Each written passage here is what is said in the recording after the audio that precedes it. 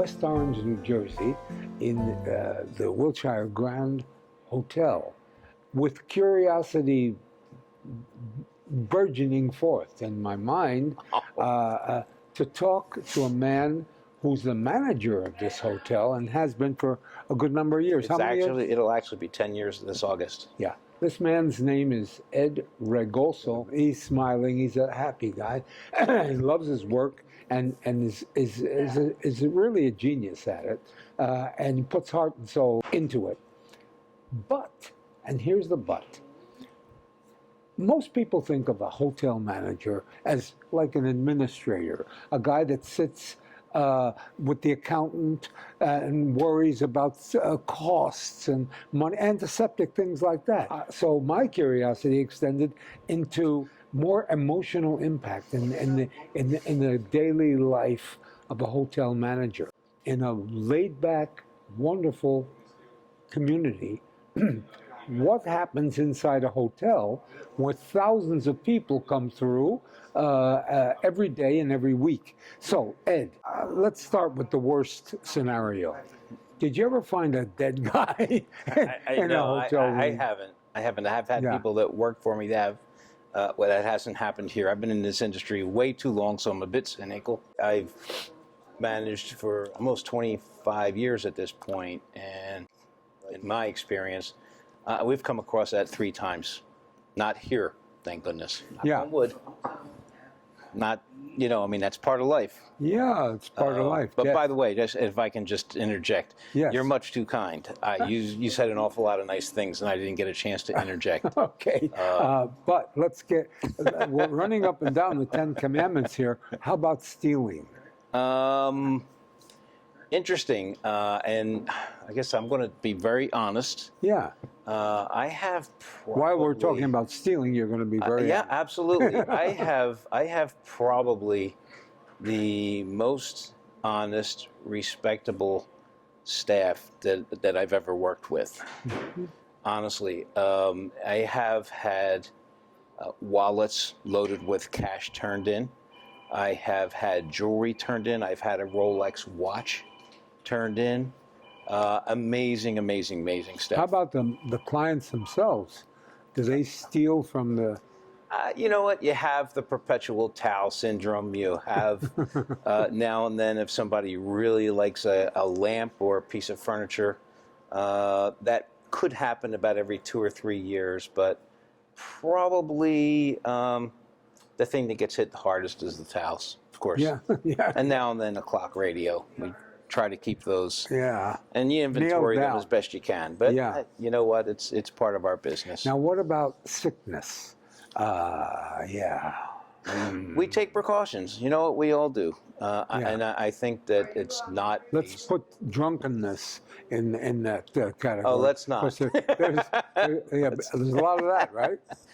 Listen, you go to a wedding, what do you do? Yeah. Most. And we have big weddings here. We do. We do a lot of weddings, and 99% of the time, they go off very well. But you know what? You always have, and it's, sometimes it's somebody younger or somebody that maybe hasn't seen a friend or a family member in a really long time, and they party just a little too much. We've had people fall asleep in the lobby and stay here all night. We've had people playing with plants and moving things from one place to another as a little practical joke. But for the most part, we come through it okay. Yeah. Now, I want the audience to just run across their own minds as to what might happen when thousands of people come into your home, literally, and use your beds, use your chairs, use your all the facilities. Now, what am I leaving out? Honestly, we don't get a lot of what a hotel person might say is riffraff. Yeah. Most of the guests stay here. There's a market where people will go and they'll pay a lot less for a room a night, and that usually is where those issues are bred. Yeah. In the nicer hotels, you really don't see a lot of that kind of stuff. Yeah. So we're kind of protected from it, if you will, to a point. So I'm going to say, well, what's the strangest thing you've ever seen? And you're going to say, well, Bill, I can't don't really try. know if I can tell you. I will tell you, and I'm going to have to keep it as clean as humanly possible. All right. There was a maid, housekeeper, if you will, that was a younger girl, early 20s, and she found something in the guest room that, and what the girls do typically is they'll bring, if it's lost and found, they'll put it in a bag and bring it to the front desk. And then we'll log it, put it in a booklet, so when the guest calls, or if we call them, we'll know to get it back to them, and we try to work things out that way. This girl had found what some might call a sex toy. Yeah. And she was walking down the hall with it in front of several customers, did not put it in the proverbial bag to hide it, and she didn't know what it was. Yeah. So it got a lot of laughter from her peers in housekeeping and from the other staff in the hotel. I was going to ask you, I was saving you. That kind of stuff does happen, and we find some strange things in rooms, but hey, it's all part of our business. I was going to save, like they say, the best for last. Okay. Sexual expression. Hotels are made for that. Hotels, like homes, are supposedly made for that. But nowadays, streets, parks, cars, everything is made for that. But I guess there's an element of that issue. I never thought of it from that perspective. Yeah. But Well, okay. you came up with a good one automatically. Sexual. That's because I know your background. Yeah. Well, we're having sex right now. It's one of my books. But weird sexual circumstances? No. No, I have to tell you, no, not really. And again, I think because of our market and where we are, Yeah. we're not in the inner city. We're not an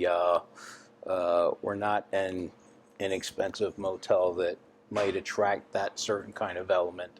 And I don't mean that to sound disrespectful to anyone by any means, but we're a bit sheltered from that because most people that come here are coming for a specific reason. Yeah. It's either business, you're coming to do some business, or you're coming to go see a wedding, to be in a wedding, or going to maybe a friend's bar mitzvah or sweet 16.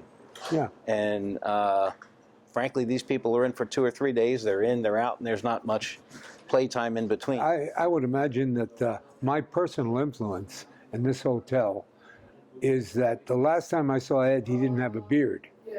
That would be true. And now That would be true. That's a question of admiration for me, I guess. I thank you for that, Ed. Did you have a beard last time I saw you? I don't know. I think I was born with one. I can't remember not having it. I went to Key West for a week. Yeah. And didn't shave for about a week and a half.